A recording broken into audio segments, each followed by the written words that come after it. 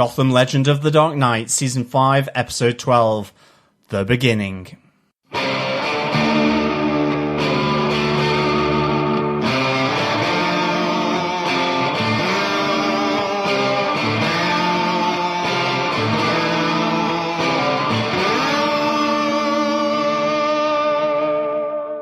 This is Francesca Root Dodson. I play Echo on Gotham. You're listening to Gotham TV Podcast. I'm David Mazouz, and you're listening to Gotham TV Podcast. Hey there, this is Andrew Sellon, Mr. Penn, and the ventriloquist on Gotham. And this is Scarface, and you're listening to Gotham TV Podcast. Yeah, and you better keep listening, you hear? This is Robin Lloyd Taylor, and you are listening to Gotham TV Podcast. Welcome back, fellow Gothamites and fellow detectives, to this Gotham TV Podcast, episode 143, where we are looking at The Beginning, which ironically is the end of Gotham Legend of the Dark Knight, Season 5, Episode 12, and for the series Gotham as a whole. It has been a ride, fellow Gothamites, and I am one of your pilots of this podcast, John. I'm a bit depressed. This is your other host, Derek. I'm a bit depressed we've come to the end of this. We've been podcasting about the show for 5 years. It's only been going 5 seasons on TV, but we've been talking about it for 5 full years and a bit more.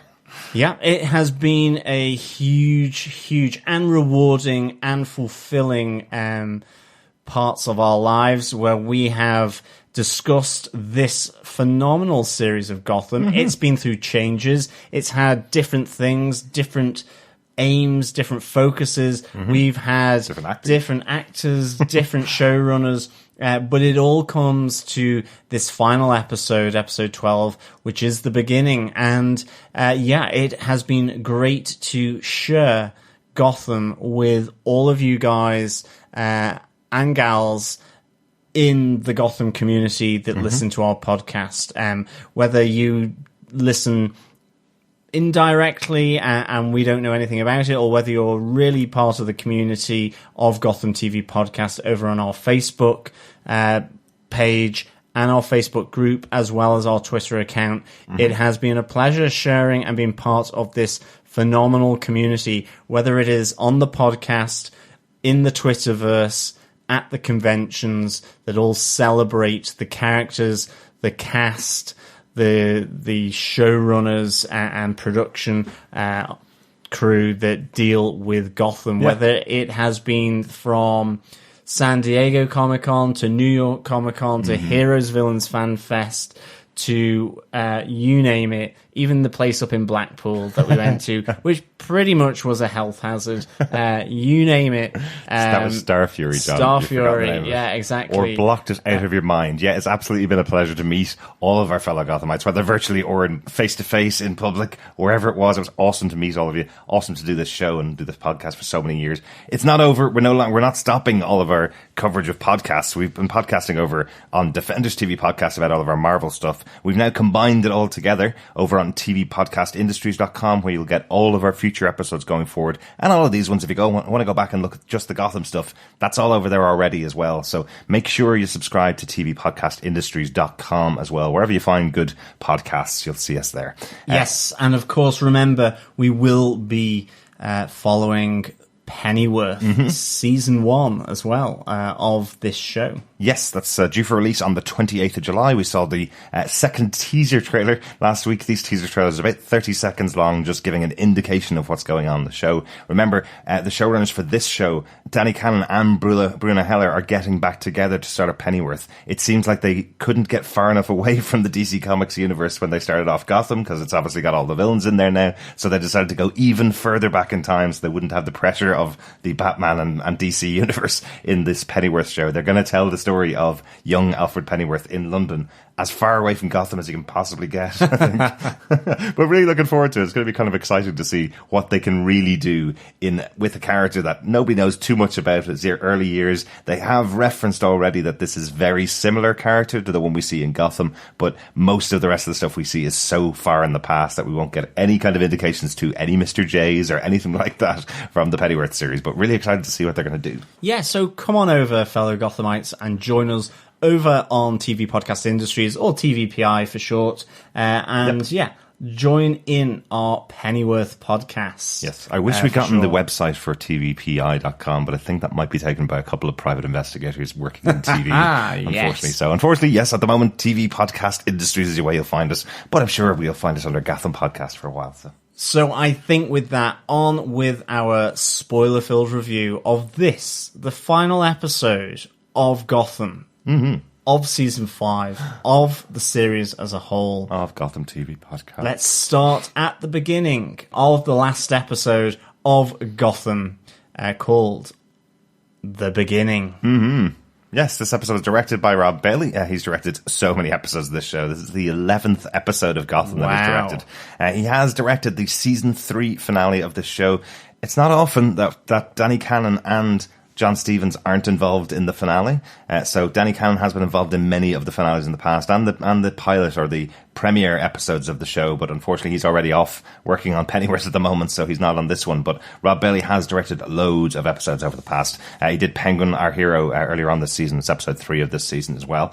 John Stevens is, of course, back to write the final episode. This must have been his dream episode. He's been waiting to have an episode where he gets to play with the full grown-up versions of the villains and of Batman himself in this episode, so you can tell his fingerprints are all over this episode, aren't they? Yes, his greasy burger prints are all over this episode for sure. But this is his 13th episode of Gotham. He's written so many episodes, right back to the awful first episode, Balloon Man, which got him the gig as showrunner. But hey, look, he obviously learned his lesson from writing that awful episode to get to the point where he's now showrunner of the show and guided the show for the last 3 seasons, since Bruno Heller left at the end of season 2. So you can kind of tell that he's been waiting for this moment more than anybody else. Yeah, absolutely. No, I mean, it's a good episode. John, do you want to tell us what they gave us with your synopsis for this episode of Gotham, the finale of season 5? Sure. As a more portly penguin prepares to leave Blackgate Prison after 10 years, strange things begin to take place in Gotham on the eve of Bruce Wayne's return for the opening of the new Wayne Towers. Whispers are abound of a dark menace blighting the criminal underworld, while the GCPD are unable to trace missing US military supplies. As the day arrives and Penguin walks free, more offbeat moments ensue as the Riddler is busted out of Arkham Asylum and a shaken Harvey Bullock is framed for the murder of an Arkham guard. As Jim Gordon begins to piece together the evidence, helped by an unknown figure in black, a sinister plot targeting the city of Gotham and Wayne Towers is revealed to be masterminded by Jeremiah Velasquez. Who's that? Or is that Jack? Joseph, John, or Mr. J? Hang on, you? No, well, only on a full moon. Okay. As Jim prepares to face the disfigured Jeremiah at Ace Chemicals, a new figure emerges to be the hero that Gotham needs. It's great to have the Joker and Batman in this episode. Fantastic. Fair dues to Gotham for bringing them into this really little neat and really little tight Batman Beginnings episode. It's just really, really smartly done, this. So fair dues. I am really looking forward to looking at our top 5, to be honest. Yep, really looking forward to diving into this one, definitely. Also very interesting after all of the teasing and all of the coaxing and all of the, spoiling that's been going on from the people behind Gotham.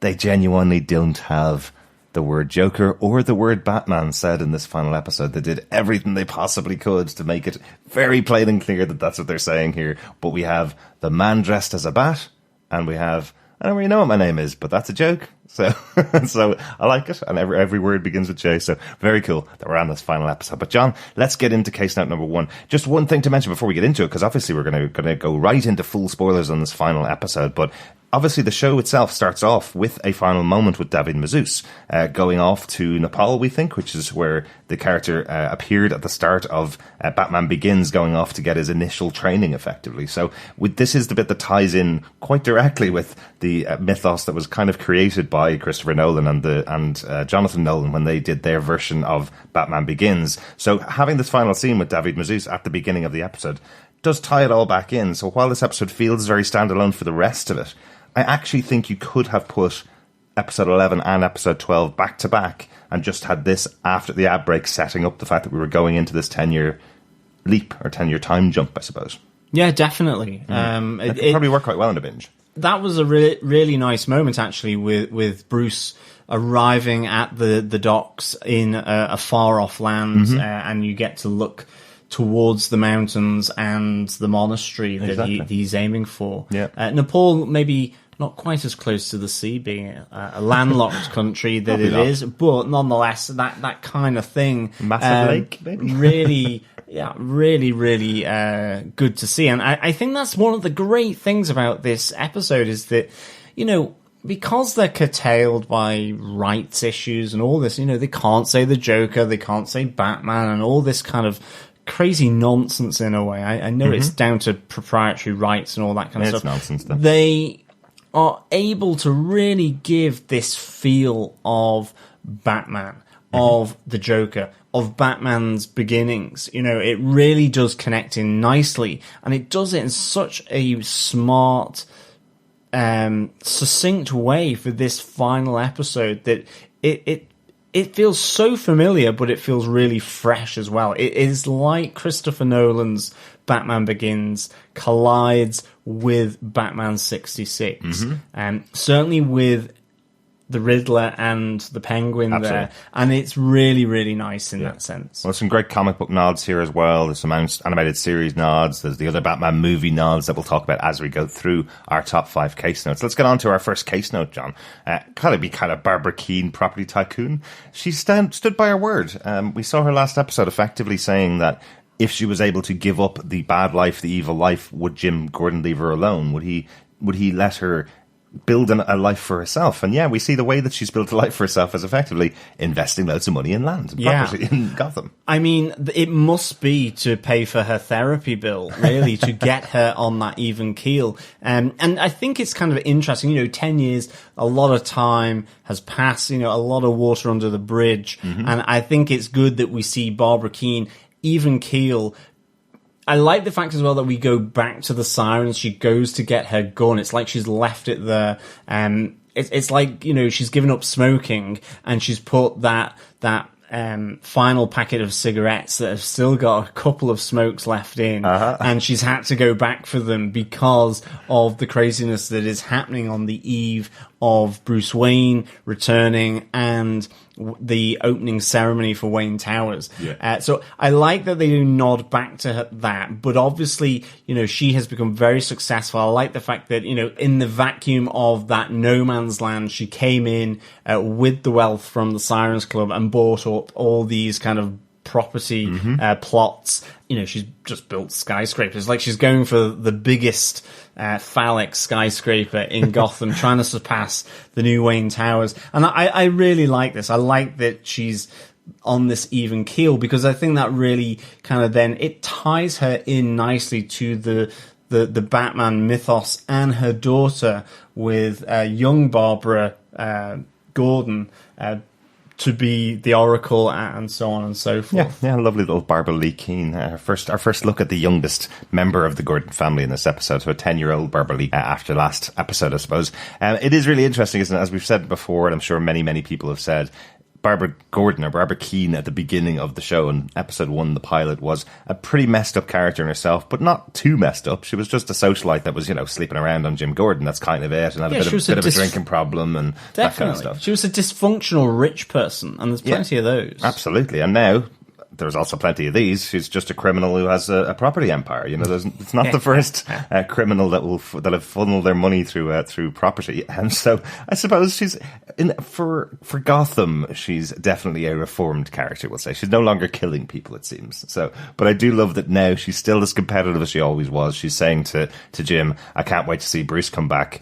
And he goes, "Why?" And she goes, "Well, I want to tell him that, this building's going to be bigger than Wayne Towers after just a couple of weeks of it being open, So she's still as competitive as she always was. I do love the touch as well. So we do get Jim with his moustache. You're 10 years on. We knew we'd get the moustache in the final episode.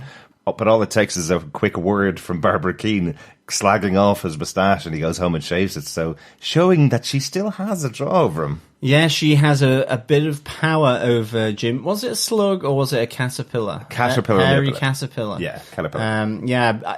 I mean, it was really nice, I think, that touch to have Jim with his moustache and then him really kind of realising the absolutely catastrophic good luck faux pas that he's done by having that moustache on his face. So he goes and shaves it off. I love the fact that, as well, Barbara has got this fiery red hair as well, which looks like it's a nod to the fiery red hair that Barbara in the comics has, in terms of Barbara Gordon, her daughter. Right. So it's a nice little touch here, kind of adding this fiery red hair to the mix here, and certainly it's just really good seeing her step up to that sort of motherhood plate here that I didn't think she ever would. If you had told me that the person that chucked herself off the church in the bridesmaid dress would have not even bridesmaid dress, wedding dress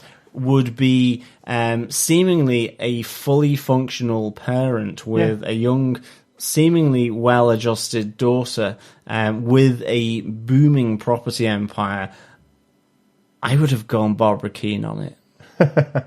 Not a chance. It is interesting you bring up the fiery red hair. I always associated that with Batwoman, not with Batgirl, not with Barbara Gordon. I always just thought of Barbara Gordon as just someone who has ginger red hair, never fiery red. That always felt like, Batwoman, a very different character in the comic books. But really cool to see this little family unit. And we see Lee Tompkins in here as well when Jim goes home. So they are all still connected with each other. You see how protective they all are of young Barbara Lee Gordon, as we saw this slightly grown up version of her in this first episode. Very cool to see. And maybe in 10 or 20 years' time, when they do a sequel to Gotham, we'll see young Barbara Gordon even older again, perhaps. Yeah, absolutely. I think on to case note number 2. Yeah, we're kind of going to go character by character as we go through the show, really, because it is all about where are our favourite characters 10 years on from the end of the rest of the show, the leaving of Bruce Wayne from Gotham, right? Yeah, absolutely. And case note number 2 is Penguin and Riddler, Oswald Cobblepot and Ed Nigma. Interesting, isn't it? Really, really good to open this up with the Riddler in Arkham Asylum. Yeah. Actually, both of them have suffered immensely under Jim Gordon.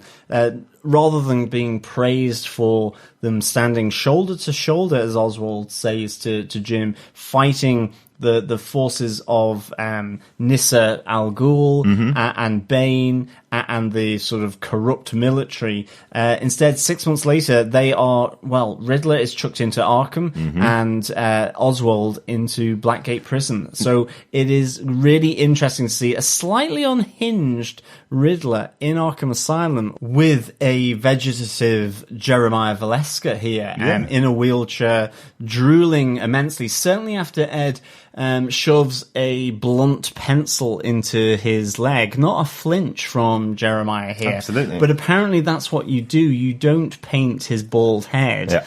You instead thrust a broken pencil through the thigh of him. But you've got to treat this legend with respect, really, is the point. But it is interesting. Like, they always say that people consider themselves the hero of their own story. And we know that a lot of fans of Gotham consider Oswald and Ed to be heroes of the show, or to be the main characters of the show in some senses. Interesting, though. I know Oswald saying, Jim, I stood shoulder to shoulder with you, but just a mere 6 months later, you arrested me and put me in Blackgate Prison for 10 years. A mere 6 months in Gotham? What did he actually do in those 6 months? It got me so interested to know, what was it that he did? There is a story there. There's definitely a story that put him behind bars. I think Jim did actually free him and said, if you stay on the straight and narrow, you're grand, you're golden. Just like he did with Barbara Keane, he gave the option to both of these guys to stay in the straight and narrow, but they couldn't do it. Hell, they can't even do it on the way home from prison in this case, or the way over to prison in this case. They both definitely broke their arrangement with Jim, right? Definitely. Well, I mean, as well, the Riddler was very much plotting his rise to the top of the food chain in Gotham. Possibly with Penguin. Obviously, the backstabbing didn't actually happen in the last episode. Yeah. But, Riddler becomes aware that Bruce is coming back and that Penguin is going to be freed from Blackgate. It's interesting that they've been separated into respective institutions. Yes. You'd always feel, though, that Riddler is the more unhinged of the two that we've seen over the course of the series. We know that he had mental issues in the past where he was seeing other versions of himself, So you'd always feel that he is slightly more unhinged than Penguin, right? I think he has a more narcissistic view of himself. It's more self-centered. It's all about him. You know, Penguin, even with the whole scene down by the docks with Jim Gordon, reliving that episode 1, season 1 moment. Yeah. You know, he does talk about his sense of being a part of Gotham as well. True. So, you know, you hear him talk about his mother, Gertrude. All of these things give a hint that the Penguin is not quite as narcissistic as the Riddler. You know, long are the days that we have heard of Christine Kringle coming out of Ed Nigma's lips. Mm-hmm. And certainly in the last episode, it was about Ed, and it was about him dominating and triumphing in Gotham. Exactly. And Oswald does have his certificate to say that he's sane, right? So his certificate of sanity. So maybe because Ed doesn't have one of those, that's why they sent him straight back to Arkham. Well, that is true. But he does break out, or gets broken out of Arkham, mm-hmm. and he does think then that this is Oswald. So even though they are apart, there is a suspicion here. There is the thought that actually Penguin is working with Riddler, that on the same day as his release from Blackgate, that Riddler joins him through a breakout orchestrated by Oswald Cobblepot. Mm-hmm. He wakes up with a note signed by Oswald and with a pile of C4 explosives, so that you get to know that in the GCPD precinct that there is a pile of missing US military supplies that has gone walkabout effectively, and the FBI are keeping them in sort of out of the loop here, but the GCPD are unable to find it. Well, guess what?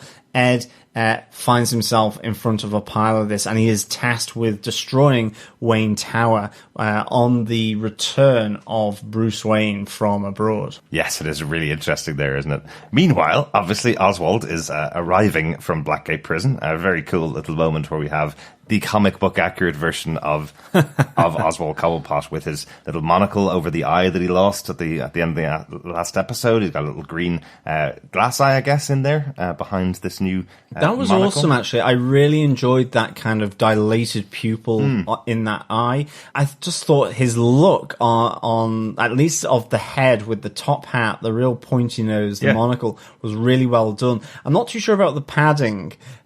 It did feel like a few pillows shoved down the respective pants and so on. I think I would take that he put on the weight while he's been in prison, and the outfit that he has is from before prison, so he's trying to squeeze himself into this outfit. I love that you do get that little look from Riddler to him the first time they meet, and he just kind of taps him, going, a little thicker around the waist a bit. Yes.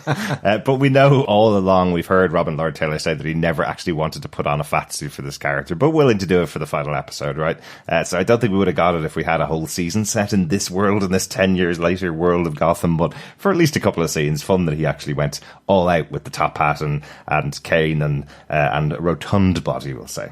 Absolutely. Really nicely done. And obviously, as we move forward in this, Oswald realizes that he needs to get revenge on Jim. And you get that great throwback, or shall I say, as Ed says, callback to the first episode of the first season, where, tables reversed. You had Jim stood with the gun being asked to kill Oswald Cobblepot by the orders of Carmine Falcone. This time, Penguin seeking revenge on the fact that he feels betrayed by his old friend for putting him into prison 6 months after standing shoulder to shoulder. Yeah. But as Jim says, you forget about this pier as he jumps off himself to escape the bullets flying from Penguin's gun. Yeah, I love that. I love you've made a big mistake bringing me here, or you just have a very short memory, because I'm going to do exactly what you did when I had you in this exact position. Yeah, lovely callback there. This pier has been such a feature of the show over the years. We had that battle between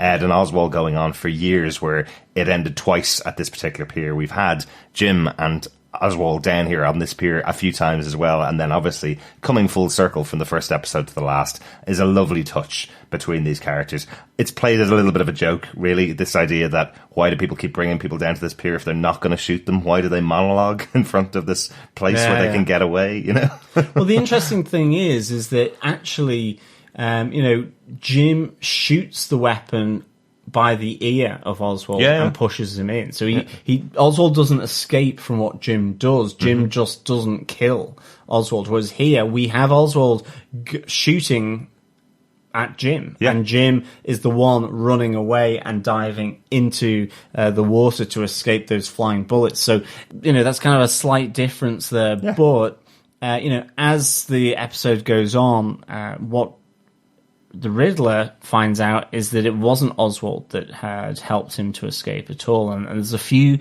pieces start to play in that suggest, well, it's not Oswald being the criminal mastermind behind all these strange occurrences going on in Gotham. Well, I do like that Riddler's willing to do pretty much anything as long as he thinks it's connected to someone like Oswald. Like he got the C4 in a box, and as Jim points out, there's only one place you'd plant that C4 if you were a criminal mastermind in Gotham, as he looks out the window and sees brand new Wayne Tower right there. There's not much really else that he needed to write in that letter to Ed from Mr. J, we find out. Effectively, he just brings it straight up there. I love that he does the callback by kidnapping Mayor Aubrey James again, and then trying to blow him up again. No, really good. And then we get a nice little interplay between all of the major villains that we have here. We have Barbara and we have Selina Kyle up in this building, and it is Barbara that talks to Riddler to knock him off guard, and then Selina uses Art and Bar to knock him out, really. So another little saving moment from Selina Kyle as well. Yeah, exactly. But I think the great thing here is all these different strange elements going on. Some of them you're kind of going, so is that the Batman? Or is it actually Oswald? And then you kind of, as it starts to dawn, and you're going, okay, that must have been Mr. J. So there's kind of three characters here where they could all be behind some of the strange things. Obviously, Batman ain't gonna blow up Bruce Wayne's new tower. Well, not for the second time. But, Jim, Oswald, all of this, they're all embroiled in this larger picture, and you're kind of working out who's doing what. And I think it's really nice to have this, and certainly the moment you realize that maybe Oswald and the Riddler have lost a bit of their edge being in prison for 10 years or thereabouts is when, Oswald comes to save Edward, but the car is attacked from above, and it's a really nice move. It is again reminiscent of the Dark Knight trilogy, with that the roof of the car being sort of caved in from above by Batman jumping from above. And I like the use of the cape here to cover the windscreen so that the driver crashes the car, and as both Oswald and Edward come out of the car, they don't know who this unknown assailant is. They are kind of looking up and shrieking as the bat swoops in over them, and they're found then later very much in the style of Batman 66, tied up, hanging from a lamppost. Yes, kicking away at the sky. Yeah, really, really good fun. I suppose what I really like about this scene, and it's I know it's a TV show, but most often we see this moment from outside. We've seen this in multiple Batman films. Exactly. Where you see Batman, actually you see it in loads of superhero films, them landing on the criminal's car, and you always see it from the perspective of the camera watching the hero land on top of the car. In this case, being inside in the middle of a conversation where the two of them effectively are poking a little bit of fun at each other and just kind of reminiscing and saying, we're here to take back the city. You have this crack on the roof, but it's just really cool. It's such a different view to see it from. Yeah, it's a great moment. And then we have that awesome moment where obviously the two of them are being taken away in their transport. A prison transport's not going to keep these two. You're going to need to do a lot more. So very quickly, Riddler gets himself and Oswald free. They break out. You hear Oswald going, well, I'm not going to give Gotham to a man dressed like a bat. And then they see him flying overhead and they go, do you want to wait till tomorrow? Yeah, let's wait till tomorrow. Yeah, absolutely. Which is a great little moment. That's the whole point of Batman, is striking fear into the hearts of these people so they stop doing their criminal activities. So just a little touch of that. Yeah, it's really, really good stuff to see, actually. And it's a nice mix of really good choreography of the bat. Just nicely thought out, seeing... I was like... Yeah, that makes so much sense. Yeah. The cape over the windshield. Yeah. And then the Batman 66 moment. Again, paying homage to all these different sort of influences that this show has had. Yeah. So yeah, really good. Also, not to take away that we do get a little hero moment from Leslie Tompkins and from Lucius Fox as well, when Lucius realizes that the bomb that's been planted in the plans for the new city of Gotham, that it's most likely planted in the clock tower, and then Leslie uses her doctor's hands to fix that bomb and cut it apart and make sure she cuts the right cables. But it always ends in that hilarious moment, of course, when she cuts the wrong cable, the clock speeds up, and we have Lucius and Jim Shetler going, cut the other cable. Oh, never doubted you once. Great little moments. Yeah, absolutely. I think on to case note number 3. Mm-hmm. Yes, a new Selina Kyle is in the city of Gotham. It is 10 years later. And yeah, we've been kind of feeling a few questions about this. We saw the episode a little bit early, and I did put up our spoiler-free thoughts about this new episode. And I do think one of the things I like most about this episode, actually, is Lily Simmons as this version of Selina Kyle. It's a brand new version of Selina Kyle. This is the first episode she's been in. And wow, it really feels like she spent so much time with Cameron Bicondova. Cameron did state that she didn't want to appear in this final episode. She said she was playing a teenage version of Selina Kyle and didn't want to appear as an older 20s version of the character. But she did say she spent hours speaking to Lily about the character and the things that motivated her and the things that were behind her. I think you can really see it, and I think they even cast the look based on Cameron Bicondova's version of the character in the show. What do you think of Lily's version of the character? I thought, I thought it was good. I mean, I suppose it's just one of those things, isn't it, really, that there's not a lot of time here. Mm-hmm. And I think that the way the episode was set up, whereby you really, you catch glimpses of the shadow or the silhouette or mm-hmm. the hands or the head of Batman and not of the face right until the end.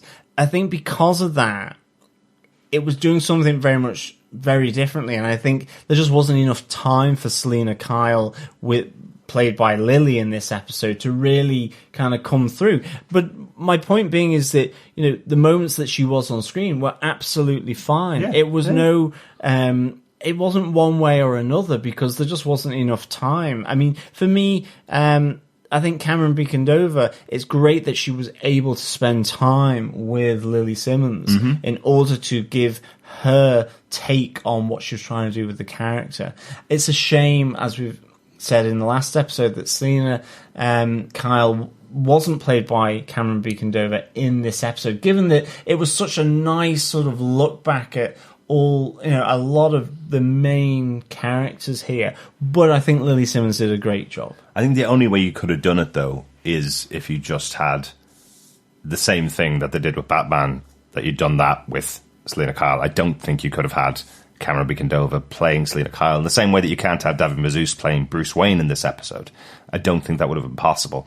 I think the only thing you maybe could have done is what they did at the beginning, where you still have Cameron Bicondova kind of mourning the loss of her best friend, mourning the loss of Bruce Wayne, who's left the city, and you have a moment at the start before the 10 years later, perhaps. Yeah. But I don't think you could have aged up the actress to play this 10-year later version of herself.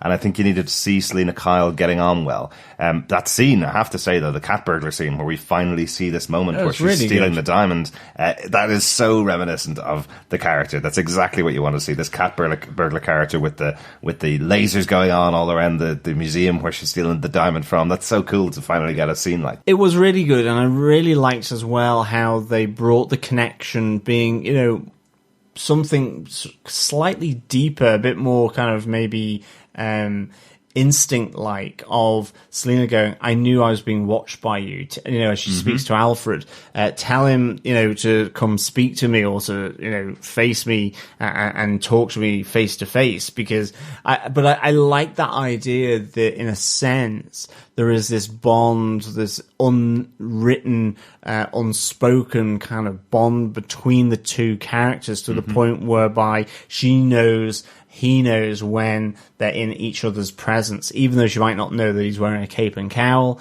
behind her, like at the rooftop scene. But I really kind of like that, or that she didn't turn around straight away and go, wow, your voice has dropped. But I really enjoyed that idea that she just knew that she was being watched, but she knew that it was being done by Bruce Wayne. She doesn't know that he's Batman as such, or so we think. I think she does. Yeah, maybe she does. Yeah. But Selena Kyle was absolutely great in this episode.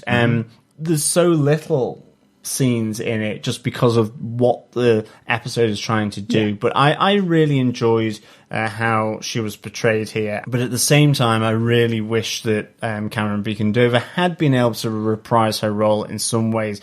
But maybe she would have also been in the shadows just as much as Bruce Wayne or the Batman was. Yeah, I think that's the only way they would have been able to do that, unfortunately. So nice to see it. I must say I love the interaction between Selena and Alfred, where she says, you need to go and tell him that to stay away from me. And Alfred goes, I think that's something you need to tell him yourself.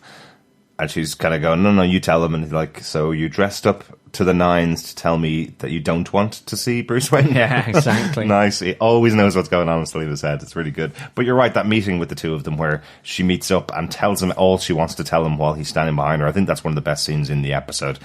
We do hear David Mazouz's voice in there. That voice is definitely blended in with another actor, or at least has gone through the machine that has been used for all the other Batmans to deepen their voice, you know? I'm Batman. Exactly. He doesn't get to say that, unfortunately. But I do like that where he's saying to her, I needed to leave. And she says, well, I didn't need your protection. All I wanted was you. All I needed was you. But he says he's not leaving Gotham again, and he doesn't know where that's going to end for them. But he's not leaving, which is, a nice nod to their relationship, that he will be there. Even though he's gone for 10 years, he's now got the training that he's never going to leave Gotham again. Really important moment for the character, and really important that he shared that with Selena Kyle, of all people. And then the nice little touch at the end where he says, and bring back the diamond, okay? Yeah, no, absolutely. And she says no, of course, because it is Selena. Yeah, I mean, that's it. It's that whole scene, as you say, is just so good. Her in the shadows with the laser beams, doing her acrobatics across them, whilst then being watched by Batman as he sees her take the diamond. So yeah, really nice to bring it back to that as well. Exactly. on the rooftop for sure. Exactly. Another big character arriving in this episode for our case note number 4, the arrival of Mr. J. Or something, I guess. Jack. We're just going to call him Jeremiah to begin with. You're there, John. Yeah, I'm John. John is just call him John? Mr. John, yeah, exactly. Dr. John, in fact. He could have played a few smooth sort of Mississippi blues tracks. Maybe. But it's such a weird idea that we have here with the character. I think people were complaining, because they always do, unfortunately, with this actor who plays Jeremiah Velasquez and Jerome Velasquez. Cameron Monaghan is such a great version of this character. He plays such a great version. He's been there since back in the first season, but he's a very hard-working actor who makes movies, and he's got his other major TV show that he's on Shameless on HBO, that he's been on for years. So he only gets a very small amount of time to do guest appearances in the show. And every time we hear after he's been on the show, oh, why can't they just have him in another episode? Why can't he be in more episodes? Why is he not here? And what we see here is that actually, after his incident at Ace Chemicals, he effectively went into a coma and has not been out of that comatose state in 10 years.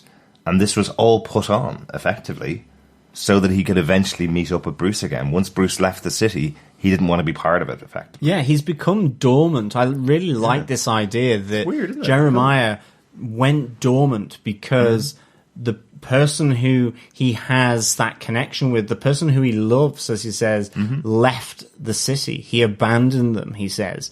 And now that he's coming back, that's when the dormancy begins to shake off, and coming out of hibernation to effectively beat and attack him, blow up what he thinks that he cares for, but actually not to kill Bruce Wayne. Yeah, I like that moment in Ace Chemicals as well, where obviously we don't see Batman, but a lot of batarangs have been flying towards Mr. J, because as he helps Jim save his daughter from plunging into the vat of green goo. Batman, not Mr. J, right? Yeah, Batman.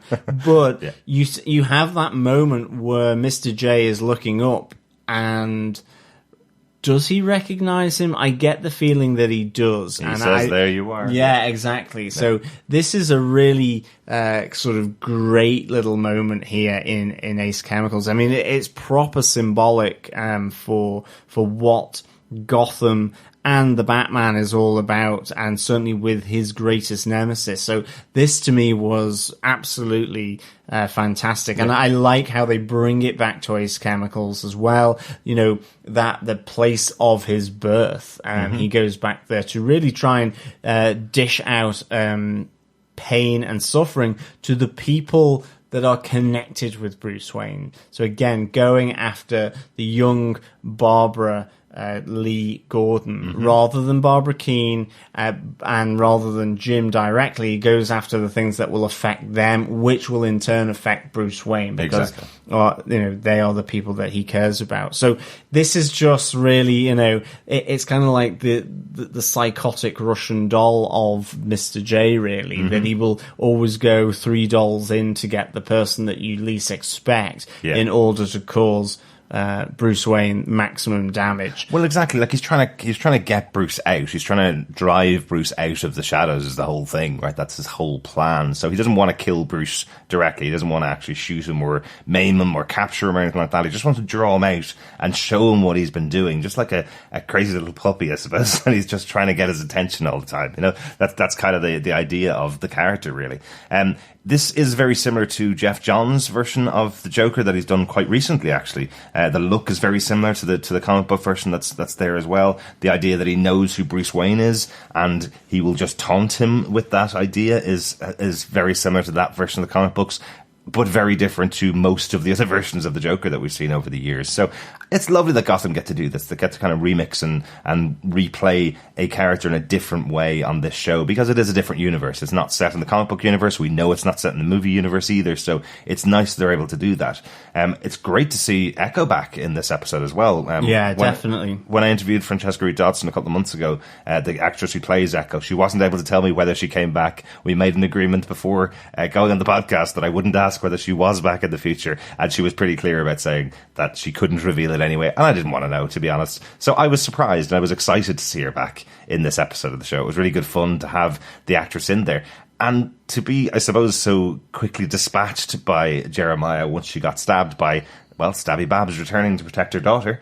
It is interesting that she got killed immediately, and we have that line from Jeremiah saying there will never be anybody like you, but hey, plenty more fish in the sea.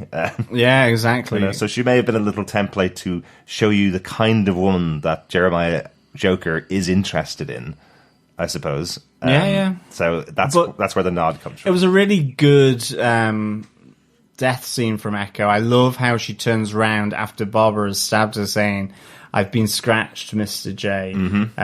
Really, that underplay of probably a massive and fatal stab wound. Yeah. Really good. It's been nicked, isn't it? Nicked, that's it. Yeah, absolutely. Yeah. And then to be shot, and just the face on Echo, the crazy kind of blood smile, and then it's like, just pitch perfect for me for Echo. Really good. How that this crazy lady dies in like an over the top crazy way. Just really nicely done. Absolutely. I'm guessing the last words she actually heard was, "There'll never be anyone like you, Echo," which is a lovely sentiment from Jeremiah, even though the next words after she's dead is, "But there's plenty of fish in the sea." So she may not have heard that as she took her last breath. But plenty of great moments from Cameron Monaghan here as well. I love that moment where Jim's confronting him at Ace Chemicals and says, "How long have you been pretending to be brain dead?" And his response is, "How long have you been pretending, Jim?" That was just a joke. I like it. Really, really nice moments from him in here. But yes, he does get taken out pretty quickly by Batman. We have a batarang to the hand to knock his gun out, and then we get another batarang to the head to knock him out. So he is taken out, but it's a lovely moment to have the two of them battle in Ace Chemicals, where it all began, really, for the two of them 10 years before. Well, it's a batarang to knock his knife away as well, because he does get a stab in on Jim himself. And I love that moment where Jim is saying, "Well, what do I call you?" And he starts to run through, "Well, you can call me Jack," which is a nice little nod to Jack Napier, who was the Joker in Tim Burton's Batman. There was also Joseph, presumably Mary and Joseph, so maybe a bit of a religious slant. Just a quick addendum here, jumping in, just to point out that Joseph, the name that Jerome actually calls himself, one of the 4 names that he calls himself, this is a reference to the comic books where Joker went straight and changed himself back into a normal-looking human being and took on the name Joseph Kerr, or Joker. So, nice little touch there from the writers of Gotham to pull that one out of the bag. It's in the comic book issue, Going Sane, so check that out if you want to see that moment. Then me, because of Gotham TV Podcast. And then... Or John Stevens, the writer of the episode. Or John Stevens, possibly. Yeah, that's probably more it. No, it's not. It's not. It's John Harrison from Gotham TV Podcast. Of course. Mr. JH. And then J, or Mr. J, and he goes, I feel something new coming on. So really nice, as I say, just getting around the nonsense that they can't say the Joker, even though he, if something looks like a Joker, smells like a Joker, and acts like a Joker, then it's probably the Joker. It's John. Yep. Yeah, or me. Yeah, absolutely. Well, it's been 5 seasons. I kind of... You should see my smile, fellow Gothamites. It's almost a bit of a joke at this stage, so you might as well go out not saying it, to be honest. They've been able to categorize him as Gotham's version of the Joker really for so long. Why not head out in the last episode without saying it? I'm not that disappointed, to be honest. I didn't need to hear the word Joker said in the episode. So yeah, it's good fun. I have to wonder how difficult must it have been for those 10 years. Like, we know he's crazy. We know this character is absolutely mental, but we hear other inmates in Arkham saying, you can punch him in the face or you can kick him in the legs, and obviously Riddler stabbing him in the leg with the pencil. We've got the other guy who's drawing on the back of his head. He's been putting up with that for 10 years, just waiting for Bruce Wayne to come back for his moment with him. You can tell their dance is just beginning, really, at this stage. Yeah. And again, the idea of the chaotic fear that Mr. J puts on people is really nicely done by the Arkham Guard and Harvey Bullock in this episode as well. And it's nice to see Harvey being involved with, Mr. J's plans, where he actually makes up that he killed the Arkham Guard, even though he shoots himself, and is like, don't say his name, everything's tapped, everything's wired up, because then he will, move to enforce his plans. And I thought that was really nice. And even with the whole, just before Jim goes off to pick up Barbara, who then he later saves, he says, say hi from Uncle Harvey. Mm-hmm. So it was a nice little moments in this episode, both really dramatic as well as cute and cuddly from Harvey Bullock, which is great. Yeah, absolutely. I was wondering if this is part of the kickoff that led to that episode that was very Harvey Bullock central. The episode that was written after this one, really, the one that was produced after this episode and came into episode 8 or 9 of this season, where we had a Harvey-centric episode where he's trying to keep back information from Jim Gordon to protect him and protect other people that he was involved with. So I wonder if that was where the idea kind of kicked off from. If you want to tell a little story about Harvey that doesn't impact everything, maybe this is a kick-off point where he's keeping something back, because that's what we kind of see here a little bit. But let's get on to our final point, because Batman's here. We've talked about him a little bit. I'm Batman. I'm Batman. You're the Joker. I wanted to talk about it just as its own point, because it's been so long in the making, really. It's interesting that all the way throughout the episode we have so many characters waiting for the return of Bruce Wayne. We have it on the front of the newspaper. Bruce Wayne is coming back to Gotham after 10 years away. We do know, as a couple of references are going on in the episode, we know that Bruce Wayne has returned and has spoken to Alfred, and he's spoken to Lucius about his plan to become the Batman of the city. We have that conversation between the two of them saying, well, he told us because he needs us to know his plan, and all we're here for is to serve. And that's it. He can't tell Jim because Jim can't serve the Batman. He is commissioner of the city, so he can't tell Jim that's who he is, but we have to support him and we have to go along with his plan. Thought that was a nice little touch. Yeah, absolutely. I thought really good to bring in Lucius here, that he has now kind of, gone back to Wayne Enterprises to work undercover, kind of in plain sight, really, as the Batman's sort of main tech guy. Yeah. And then Alfred, the loyal butler, the loyal friend, the loyal guardian, who also then it knows that he's there. It's really nice there. And I think, you get those the mentioning at the beginning of this episode references that the underground, criminal underground and underworld are being attacked by people, and they think it's, again, Oswald. It's this sort of pattern of, is it Oswald? Is it the Joker? Or is it Batman? Mm-hmm. You know, is it Oswald trying to reassert himself as he comes out of Blackgate? Is it the Joker trying to start and kick off his plans? But here,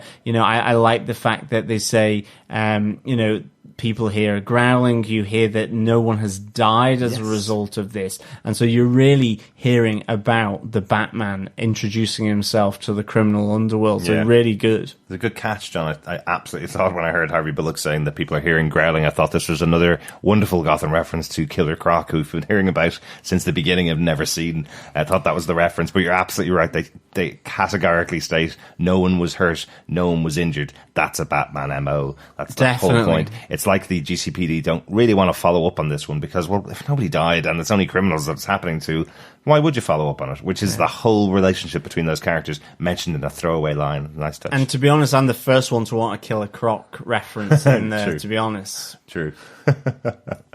But we do have another element of the relationship between the GCPD and Batman. We have that moment where Harper and Jim Gordon are off investigating this whole robbery from the US Armed Forces place where the C4 was taken, and we have Batman crossing their paths because he's investigating exactly the same thing, and he saves the lives of both Harper and Jim. We find out that actually the bodies that were left behind in the warehouse were covered in C4, so if they had discovered them, if they had gone near them, they would have been killed. So it's a nice moment to have an actual interaction between Batman and the GCPD early on when he's telling them that he's a friend.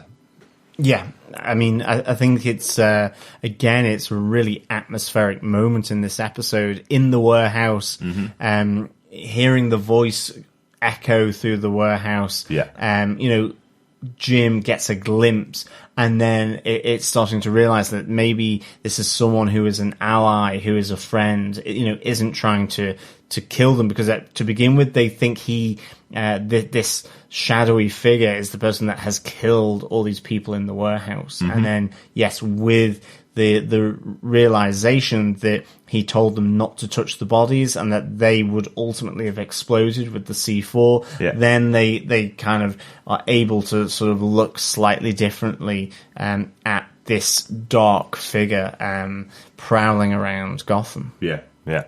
And we close out the episode really the way it always had to end, really, don't we? We have three of the major characters, three of the friends of Bruce Wayne, Jim, Harvey, and Alfred, standing atop the GCPD, revealing the future bat signal on the roof of the GCPD, lighting up the sky, and we have Alfred repeating the famous line from the beginning of the episode, "In the darkness, let there be light. In the darkness, there will be light." You know, that whole concept that was brought out by Jim Gordon to poor Bruce Wayne at the feet of his dead parents at the beginning of the first episode, where he's saying to him, "I'll take care of you and I'll make sure the city isn't in darkness." And now there's kind of a handover with this new Batman.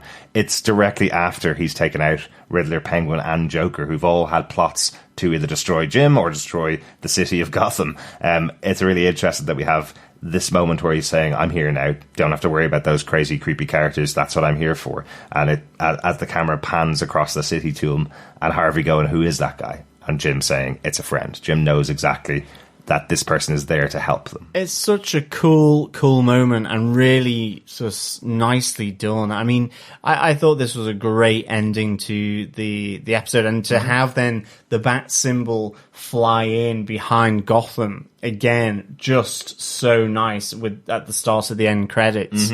But that was really nice, and it was great to see David Mazouz there being able to fulfill, you know, I think something that he's really wanted to do for a long time, which is wear the bat suit. You hear that he is obviously a massive fan of the Christopher Nolan films, and to have that cowl and cape and bat suit there, I thought that was really a great moment. And indeed, I thought the cowl was very reminiscent of the Batman Begins and Dark Knight trilogy cowl. Yeah, it's a shame, obviously, that the show didn't run long enough for actually David Mazouz to be in the suit. That is obviously a stunt person. The suit's built for a 6'4" stunt performer who's in the suit itself, but that is David's face grafted onto the guy himself. I didn't realise that. Yeah. Oh no, that means I have to take everything back.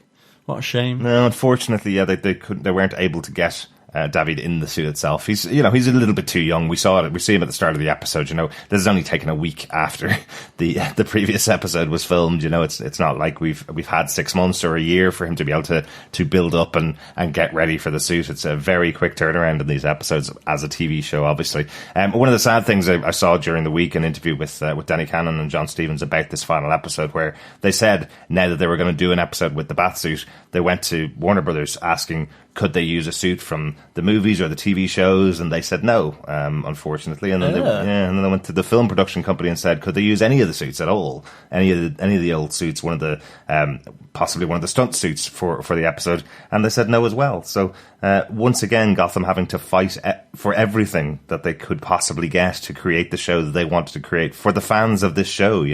It feels like they just got no support towards the end from the people who were responsible for all that. So they effectively had to make their own suit. If you see the close-up shots of the suit, it is different from every suit we've seen before, but has some similarities. Does have some touches. Well, good on them, because to be honest, I thought the suit looked really, really well done. I mean, for me, it was very difficult to tell, and certainly I thought the head and cowl aspect was very Dark Knight trilogy. Definitely. With very pointy ears, I think, on that one. So yeah, but it looked good, and I really am glad that they got that moment of, the future bat signal shining into the sky of Gotham, Jim, Harvey, and Alfred looking up as he's on the edge of the skyscraper in the bat suit. Classic stuff indeed. Yeah, a couple of quick notes just about the episode. I just thought it was quite interesting the way that Jeremiah's plan was playing out, as you had the security guard shooting himself in the head and Harvey taking the phone call where he effectively follows all of the instructions from Jeremiah for some reason that we don't get to hear. I was wondering if this was something that originally was supposed to be the spell of Mad Hatter. Jeremiah has used the character before to convince people to do his bidding effectively, so I wondered maybe they couldn't get the actor back and it was just an indication that Mad Hatter was used, possibly to encourage these people to do exactly what they were being told to do. I just wondered.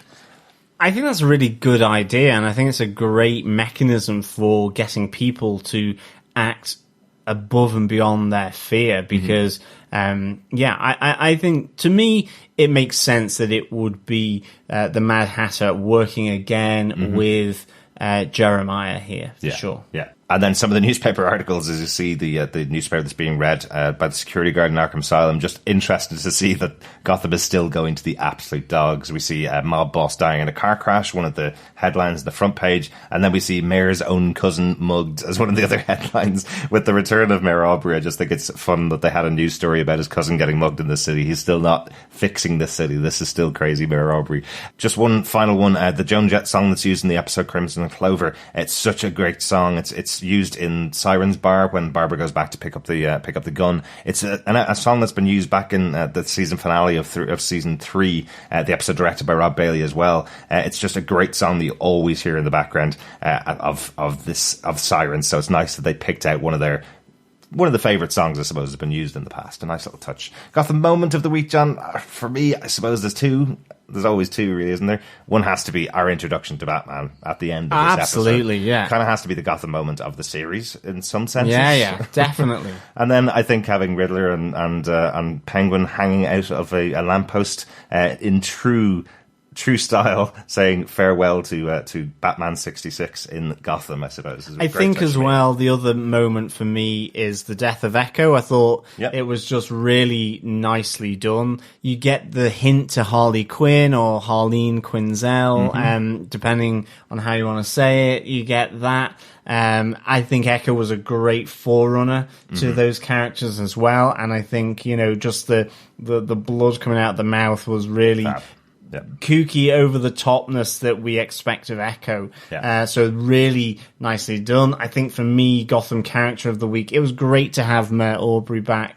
But of course, again, Batman as well. And of course, I would say his nemesis, Joker. I thought it was a really good look to the Joker.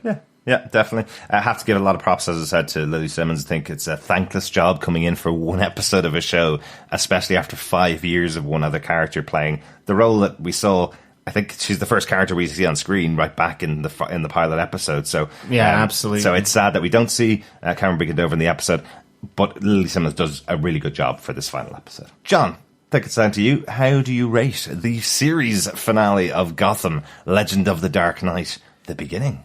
Do you know, I think I give this 5 bat signals out of 5. Nice. It's not perfect, but I think this encapsulates a really great introduction to a really anticipated season finale and series finale as well. I really, really enjoyed it. I loved how it brought all the main characters that are still there with Gotham back onto the screen. I would have loved to have Cameron Beacon-Dover there as well, but Lily played a great Catwoman. Yeah. I think it was just nice having 3 disparate elements causing a bit of trouble and strife to bubble up on the streets of Gotham. Is it Mr. J? Is it Oswald trying to regain his King of Gotham? Yeah. Is it the appearance of the Batman?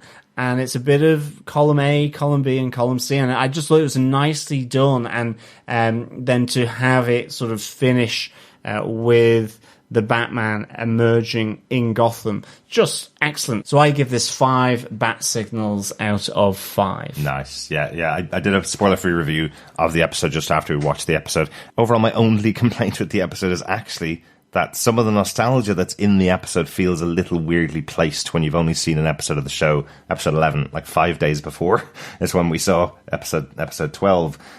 But I am absolutely certain in a couple of months' time when I'm rewatching all of season 5, you will be able to see this season as the love letter to the fans that it is. Some people have complained this final episode, they wish it had been longer, they wish there'd been more Batman, they wish there'd been more Joker, they wish there'd been more going on with Jim, they wish they'd seen the 10 years in the future, or all the episodes between now and when this happened. But, hey, what do they always say? Leave them wanting more, isn't it? Oh, well, yeah. Yeah. So this season, if you really think about it, this 12-episode season would never have happened without the fans, and it really felt at times that they were saying, I don't care if new people are going to watch this show. This is for the people that have watched it from the beginning and the people that have been interested in the characters that Gotham created and the ride and the journey that Gotham was taking you on. And they've ended it in a great place where we actually see, I think, a great Batman episode of the show. We see definitely great moments where Batman's doing what Batman does in the background. We don't see those moments of Bruce Wayne because that's the Bruce Wayne movie. This is still Gotham. This is about all the other characters that we've dealt with in Gotham, and particularly Jim Gordon and his relationship with the city. This episode was about Jim Gordon about to go into retirement until he realizes actually he has a real ally now for the first time in 5 seasons, someone that can really help out and clean up the streets. So I thought it was a perfect little ending to this wonderful show that didn't get all the budget and all the viewers that it deserved over the years. But it got 5 seasons and it did a whoppingly phenomenal job with it. So a big thank you to everyone who has participated in Gotham. Cast, crew, showrunners, production, you name it. It's been really good. Absolutely, totally agree with you, John. Huge thanks to everybody involved in the show. Yeah, now let's hear your thoughts in our feedback section for this final episode of Gotham. Yeah. First off, an email through from Sam Bachter. Derek and John, I finished watching the series finale of Gotham a little while ago, then read your well-written spoiler-free review. Thank you.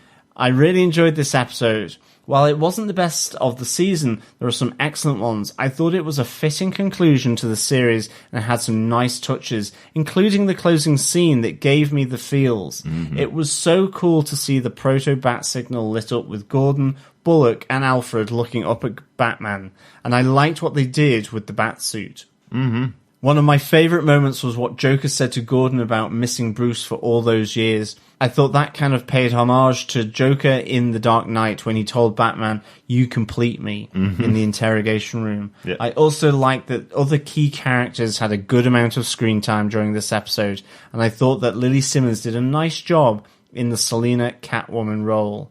I'm sure that I will have additional thoughts after I process the episode some more and rewatch it, but with this being the finale, I wanted to share my immediate thoughts. I look forward to hearing your recap of this episode, Sam.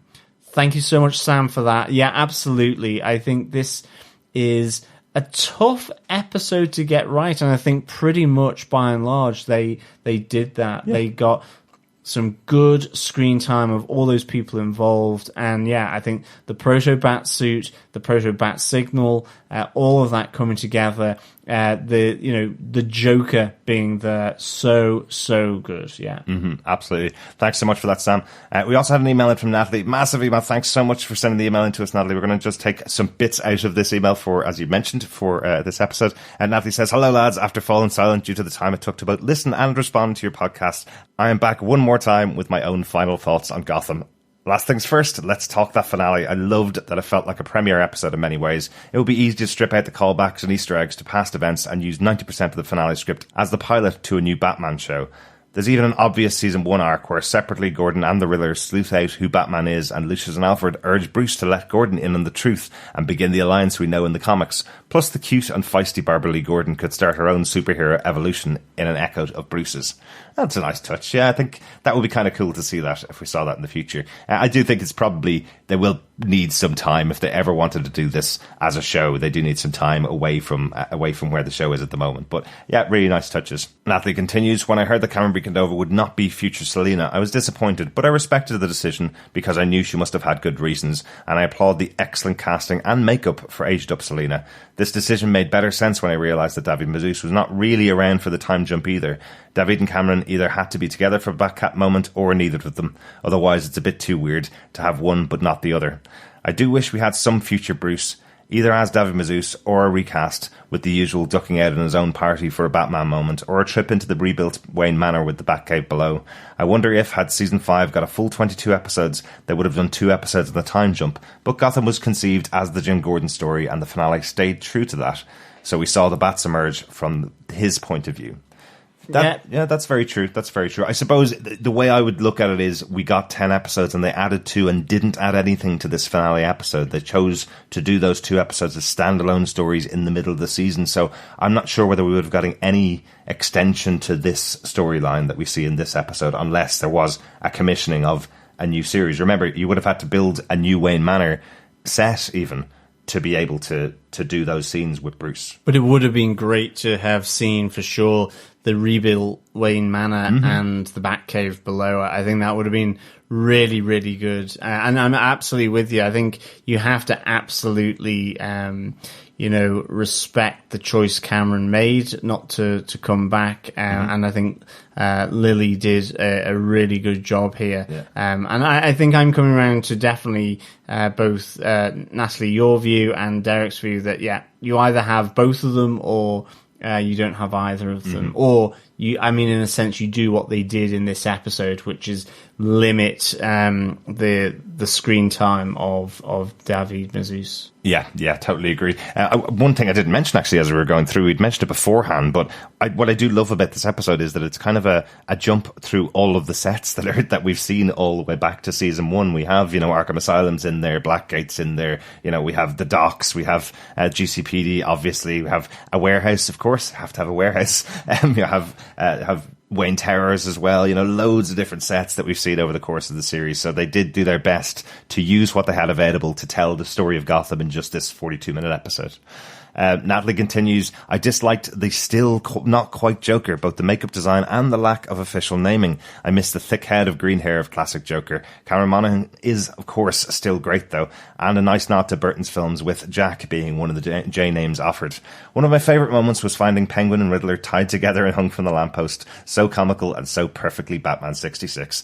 Even though we knew the final shots were coming, Gotham still surprised us, with Aubrey James back as mayor, only to be promptly kidnapped. A callback indeed. Barbara Keane is fully legit as a developer, and what failed scheme threw Penguin into Blackgate and Riddler in Arkham all are worth some exploring as fan fiction or comic issues. Yeah, I totally agree. Yeah, definitely. I think the story of what happened to Penguin and the Riddler to get them banged up in both Blackgate and Arkham, I think that in itself would be worthy of a Gotham episode or 2. Definitely. Finally, Natalie says, but the biggest mystery left unanswered in the time jump was, with whom was Bruce heading to study with? A reconstituted League of Shadows, or was he hiding out in a certain mystical corner of the Marvel universe? I think he's in Kunlun, John. Well, maybe. I mean, and it can't be Dr. Fate because that's Egyptian mythology. So it's Kunlun. We're settling on Kunlun then. Okay. Well, yeah. Or maybe an outpost of the League of Shadows. There's still some League of Shadows members out there, so very, very possible. Not sure they were intending on underlining exactly where he was going, but you never know. Maybe Ra's al Ghul is back in some sense. Natalie says, all in all, a great finale. Some head-scratching decisions, but set up many new possibilities for fans to think about. Thanks so much, Natalie. Thanks for all of your email and some great points in there as well. Yeah, absolutely. Thank you so much, Natalie, for the feedback. It's really good to get your thoughts through. We have another email from Claire. Claire goes, hello, John and Derek. The beginning was a beautiful end of Gotham. In my active imagination, I wanted to see a scene of Alfred and our Dark Knight. Apart from that, I am a very happy Gotham fan who has never felt obliged to tune in and watch because, and maybe the seasons will get better. All the seasons have been fantastic in their own way. The showrunners promised us Batman looking over the city of Gotham, but I loved his presence throughout the episode. I loved the opening of this episode of Bruce arriving at his destination to start his training. Cameron Beacon-Dover passing the torch to an older actress was understandable. Selina is my favourite female character in Gotham, and the way Cameron played her throughout the 5 seasons is also one of my favourite adaptations. Lily Simmons did a superb job, however, and the scene where she steals the diamond oozes Slinky Cat moments. Her directness with Alfred in knowing Bruce has been watching her didn't feel misplaced. Selina's scene on the rooftop with Bruce was so atmospheric and needed, and I felt we really understood Selina's true feelings towards Bruce. I loved how Lucius and Alfred were Master Bruce's secret, which echoed a lot of Batman Begins. The clever writing from John Stevens not once mentioned the name Batman. The only reference to a bat is one of my favourite lines from Oswald Cobblepot when he is ranting to Enigma. I did not spend 10 years in Blackgate to give my city to a man dressed like a bat. Absolutely. Commissioner Gordon's moustache or top lip caterpillar was so funny. I'm glad it was there, but also that it was soon gone. Jim has been a highlight for me this season, and it was interesting that his 10 years as commissioner had been easy where he is at the point of retiring. But with a new friend in the city and protector, he is willing to stick to the job for a longer period. I'm not sure whether it's been an easy time as commissioner. I think he's been finding it reasonably easy, but he's been saying that he wanted to step back away from this stuff and have kind of an office job, is what it feels like. He'll step back and step away when somebody else takes on what he needed to do. You see in this episode, he's still out investigating with Harper. You know, he's still out investigating bombings in the city of Gotham. He's still running into buildings shouting GCPD, you know. But he's the commissioner of the city. He shouldn't be doing that as often as he is. What he's saying is, I'm only really doing that because nobody else has stepped up to take my place, really. Yeah, absolutely. Claire goes on to say, Oswald Cobblepot never fails to impress me. He may be thicker around the middle, and certainly he's less forgiving, especially towards Jim, but determination, as always, is admired. The revisit to the pier with Jim was so good, as he genuinely wanted to kill Jim for putting him back into Blackgate after standing shoulder to shoulder with him to save the city. Edward Nygma again shows he can handle his time in Arkham Asylum. The big surprise and welcome was he spent most of his time with Jeremiah Valeska, who has pretended to be brain dead. Cameron Monaghan has put so many different performances in to make Gotham's take on Mr. J. I loved his final outing at this crazy, disfigured, emotionally broken character. Using Jim and Barbara's daughter was probably predictable, but it was a great showdown and a fantastic way for Mr. J to see there is a new protector that has batarangs and will use them. I think you're so right here, Claire. Yeah. I think Cameron Monaghan has provided so many different slants on this character. If you think back to Jerome, you think back to Jerome reawakened from the dead by Professor Strange. Then you think of his, I suppose, sane, in inverted commas, twin brother, Jeremiah. Yep. Then Jeremiah going crazy. And now, you know, post falling into the Ace Chemicals vat, this new other person that will begin with a J. Yeah. It's just really pretty impressive for sure. He's done such a great job. I love the joke in here when he's talking to Barbara going, oh, that was a different version of you, but there have been a few different versions of me, really, haven't there? That's a lovely touch from Cameron Monaghan. And I know that you're saying here, Claire, that it might have been a bit predictable to some people that he'd be going after Jim and Barbara's daughter, but I suppose that's part of the challenge that Gotham has always faced, isn't it? That it's trying to reference things that we've seen hundreds of times in the comics over 90 years, you know? So sometimes things are predictable because it kind of has to happen. It's where the story is destined to go, I suppose. So lovely that they brought this into this final episode that, again, is just setting up something that we knew was the inevitability of Gotham at some point, you know? Yeah. Claire finishes with, everyone in this episode was amazing. Mm-hmm. Ed, Harvey, Lee, Barbara, Lucius, and Alfred. He looks so proud, especially seeing Master Bruce looking down on the city of Gotham. I can't call a favourite scene in this episode. It had all elements of joy and emotion. Mm-hmm. For me, Robin Lord Taylor has been my standout character of the seasons. Thank you to you both for the amazing podcasts and meeting you both at the couple of conventions. Look forward to your future podcasts, Claire. Thank you so much, Claire, for the feedback. It is always great to get your thoughts. I think, fans alike really enjoy discussing these fantastic episodes, and I think this is a really an emotional moment for all fans when it's the final episode of the series. So and the community that's grown up, whether it's with Gotham TV Podcast, whether it's collaborating with Gotham Addicts or with other Gotham podcasts as well as fans such as yourself, Claire, and others that we've met at conventions, it is just really good to get your thoughts from you. So yeah, thank you so much. Absolutely. Thanks so much for being with us every step of the way and staying with us over these years with all the kind of messed up schedule that we had from when we were living in Ireland and when we weren't getting the episodes for a year sometimes after the episodes came out in the US. Thanks so much for staying with us, all of our fellow Gothamites. And everybody that watches the show and talks to us over the podcast. A few more bits of feedback over from our Facebook group as well. Charlotte Bain says, the finale is my heart. A beautiful 5-year journey. Mr. J, he was crafty. He used Jervis Tetch to hypnotize those guards. Anytime someone says Jeremiah or verbally makes a reference to him, they blow their brains out, slit their throat, or when Harvey kept yelling at Jim, don't say his name. See, I knew I wasn't the only one. Charlotte also thinks that possibly Jervis Tetch. I think it's a great theory. Yeah. Thanks, Charlotte. Charlotte continues, the Gotham writers are genius. Poor Echo, though, faithful to Jay to the end, but he callously kills her. This Jay was viciously awesome. Loved Jim's moustache. Barbara's red hair is a reference to their daughter Batgirl's persona. Barbara's rich queen of Gotham, but in a good way. I miss Cameron, but Lily Simmons did an excellent Selina. She mimicked her very well. Awesome actress. Alfred and Lucius, I love them together. They are Bruce's support system, dedicated to him. Lee and Harvey, I love them too. Ed and Oswald remind me of the 60s Batman series. Comical, especially when Batman foiled their capers, tied and hanging in the air. I loved seeing Bruce after that beginning. He really wasn't physically there. Well, they added his morphed voice when talking to Selina. She loves Bruce, but she keeps that diamond. Bruce's chin was on that Batman too. Kind of iconic line, Alfred's reference to Jim in the alley, and they all looked up at Bruce Batman on the tall building. Jim calling Batman Bruce, just a friend. I'm happy and sad. End of an origin story. Loved it all. Love you guys and all of our Gotham family. What a ride. Thanks so much, bros.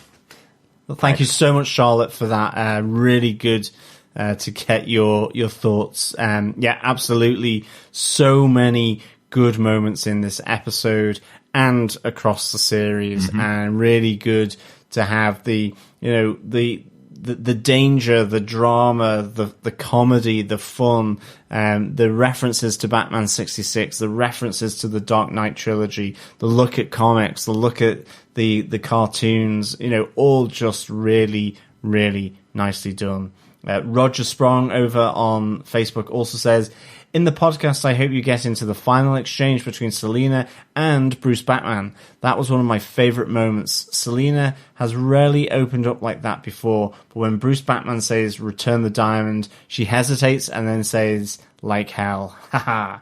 Absolutely, Roger. I love the fact that she's kind of like, no, I'm keeping this diamond. Thank you very much. It was so good. Absolutely. Yeah, great moment. Richard Blaze says, what a finale. It was satisfying satisfying whilst also showing how it could continue. A fully well-rounded conclusion to the whole Gotham story. I'm sad it's over, but happy we got to see it in all its glory.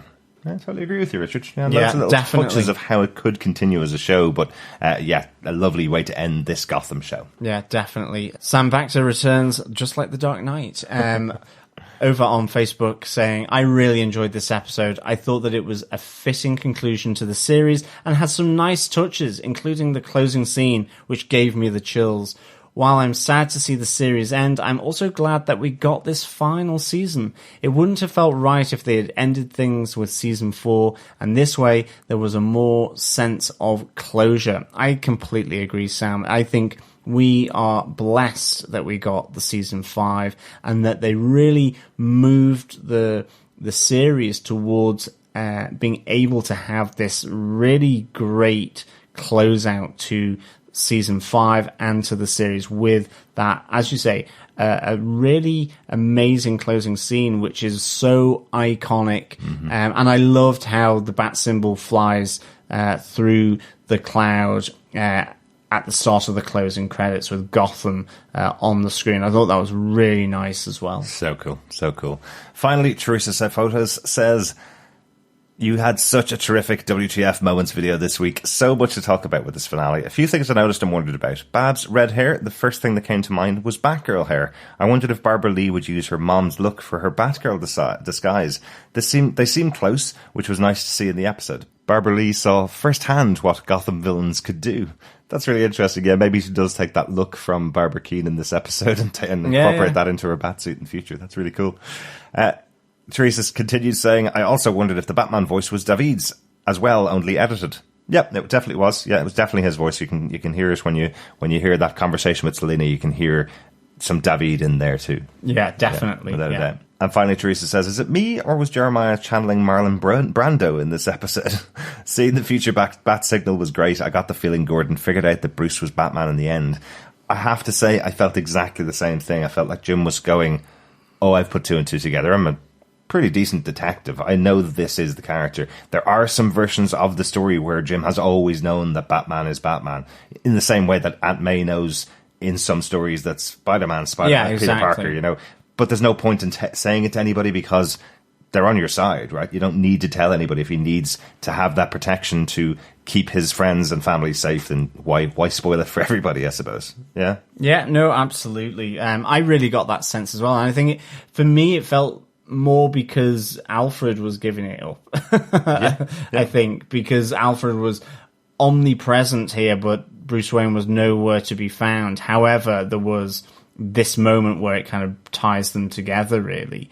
So, yeah, really good. Yeah. Thanks so much for your feedback, Teresa. Thanks to everybody that's been a part of Gotham TV Podcast over the last 5 years. Yeah. Everybody that sent us feedback and everybody that's listened to the podcast. Even if you're listening right now and have never once sent us in a letter or an email or a message to our Facebook group or on Twitter, if you followed along, you've listened along to the episodes. I listen to loads of podcasts and never send in any feedback. I always feel sorry about it. Don't feel sorry. Just your listening has been an absolute pleasure. That we know you're out there. We do see our stats. We do see who downloads us as well. So It's really cool. Thanks so much for joining us for all of these years for Gotham TV Podcast.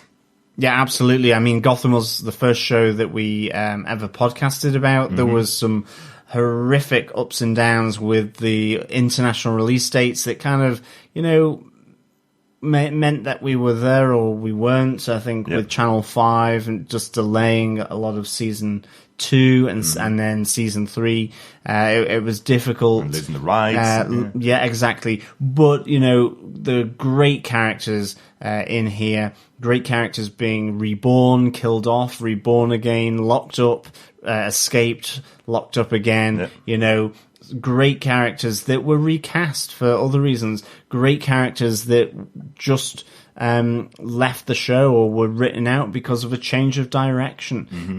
But in all these times, Gotham has managed to keep an essence there, and it's evolved over time, but it's always been one of, I think, a faithful look at the Gotham universe, whether that's been from the first 12, 13 episodes were much more about the precinct, about the GCPD, certainly much more about Gotham Central and the comics, moving then more to incorporating the different elements that come from Batman 66. So there's been a huge amount of variation in Gotham, and it's been great to share that, the highs and the lows, with our fellow Gothamites and fellow detectives over on Gotham TV Podcast. Absolutely. Thanks so much for joining us. Hope you'll hear more from us in the future. If you do want to hear more from us on Gotham TV Podcast, on Gotham, on TV podcasting in general, make sure you subscribe to us over on tvpodcastindustries.com. As we mentioned earlier on, we will be covering Pennyworth later on in the year. It's coming out at the end of July. We'll probably have an episode where we talk about the official trailer for that show that's coming up, hoping to get a couple of cast interviews for the show. They are much closer to us locally here, so we might be able to get a bit more interactions with the cast as the show starts to come out later on in the year. First up, though, on TV Podcast Industries, we're going to be covering Good Omens from Terry Pratchett and Neil Gaiman, the new show that's coming out on the 31st of May on Amazon. All 6 episodes of the show are being released on the same day, but we will be doing episode by episode spoiler-filled discussions about the show, so you can watch along and listen to the podcast in whatever order you want to, so you'll hear our thoughts about one of my favourite comedy novels of all time, really. Yes, if you go to YouTube and search Good Omens, there is certainly a very Python-esque video as the nuns from... The Silent Order of Beryl, yes. Yes, the Silent Order of Beryl welcome their evil protege in, and he's been a very, very naughty boy. He's been a very, very cute boy with not even any hooves on his feet. Well, a naughty, naughty Antichrist. Exactly. Really looking forward to that. It's going to be a very different type of show, I think, where we're covering that. But loads and loads of great stuff coming up on TV. Sad to have lost Gotham. It's been a wonderful ride for the last 5 years. But thanks for joining us all the way through it. And thanks to those of you who have interacted and listened along, as we said. Yeah.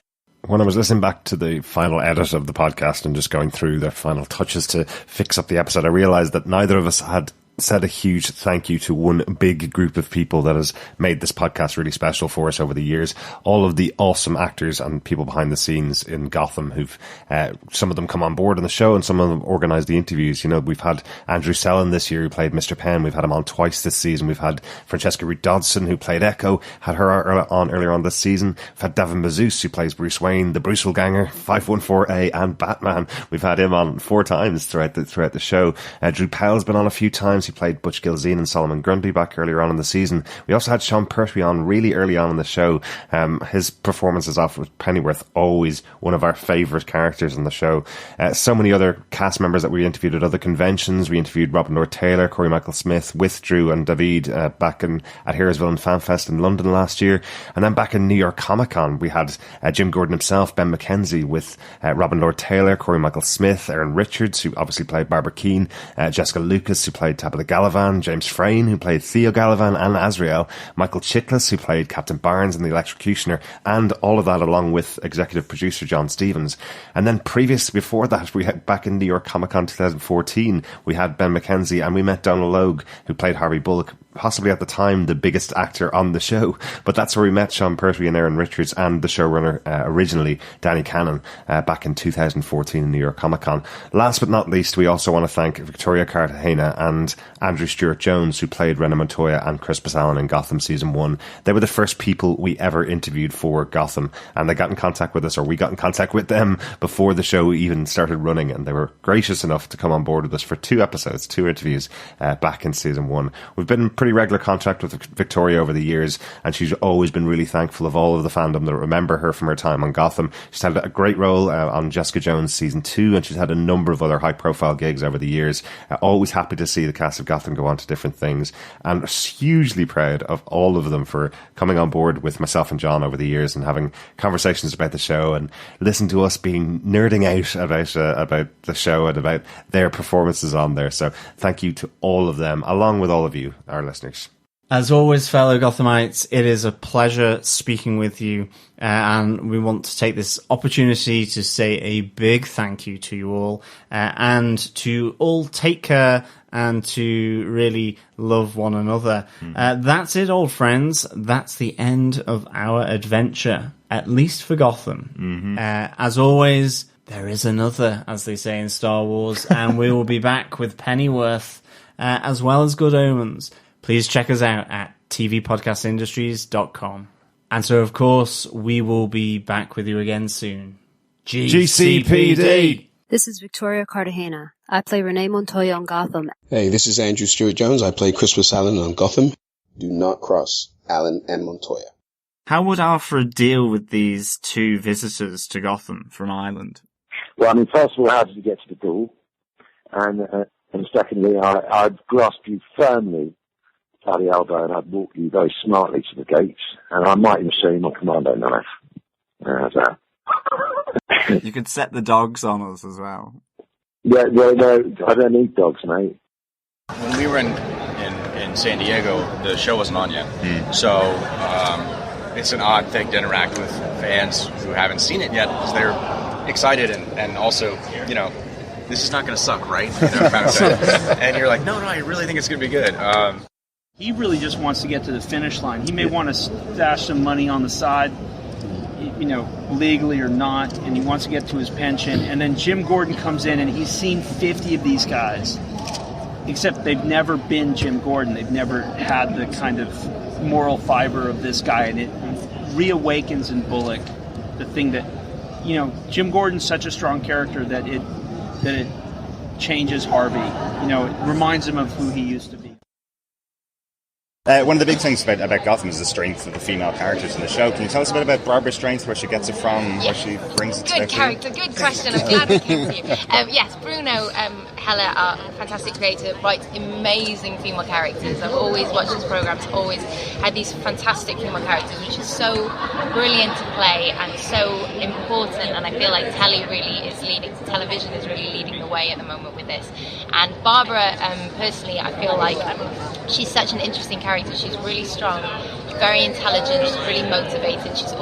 She comes from money, but I think it doesn't even matter if, you know, you still have to, sometimes it's harder, I think, if you come from money to really find a path in life, because you get given everything on a plate. So she's really kind of forged her way, and she's got all of this history behind her. And I think the really interesting thing about Barbara is, even though she's really strong, which most women are really strong, she also has all of these amazing weaknesses and character flaws and all of these things that it doesn't take away from her strength. It's like just another part of her, because this is the fantastic thing about Bruno's writing is a lot of women on TV are just kind of boxed, you know, like that's the hero, that's the, you know, the poor broken-hearted one. And Bruno and other amazing writers at the moment, I think especially for telly, are creating women who are just multifaceted. Like they can be strong, but at the same time they can be like lonely and hurt, and that's just everyone, you know, it's women and men, it's just people. But finally we get to like play those.